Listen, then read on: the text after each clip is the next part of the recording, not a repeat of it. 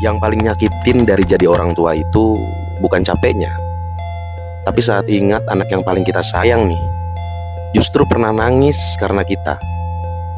Kadang kita terlalu keras, terlalu tinggi nada bicara, terlalu sibuk ngajarin kuat, sampai lupa kalau mereka tuh masih kecil, masih belajar jadi manusia.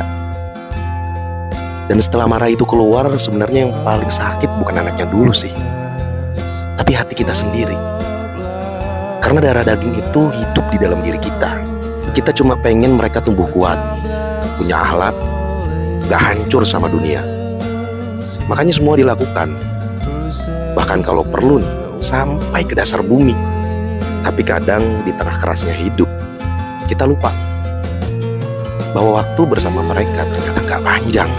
Dan mungkin yang paling dibutuhkan anak bukan orang tua yang selalu benar, melainkan pelukan yang membuat mereka berkata, "Aku ingin jadi seperti ayah."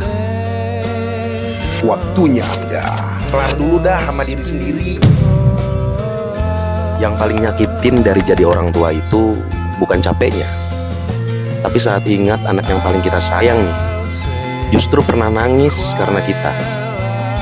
Kadang kita terlalu keras, terlalu tinggi nada bicara, terlalu sibuk ngajarin kuat, sampai lupa kalau mereka tuh masih kecil, masih belajar jadi manusia. Dan setelah marah itu keluar, sebenarnya yang paling sakit bukan anaknya dulu sih, tapi hati kita sendiri.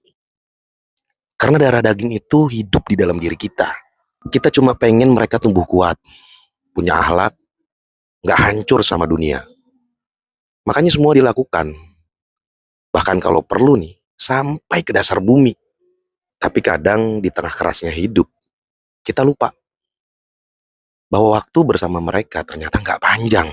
Dan mungkin yang paling dibutuhkan anak bukan orang tua yang selalu benar, melainkan pelukan yang membuat mereka berkata, "Aku ingin jadi seperti ayah." Waktunya udah kelar dulu dah sama diri sendiri.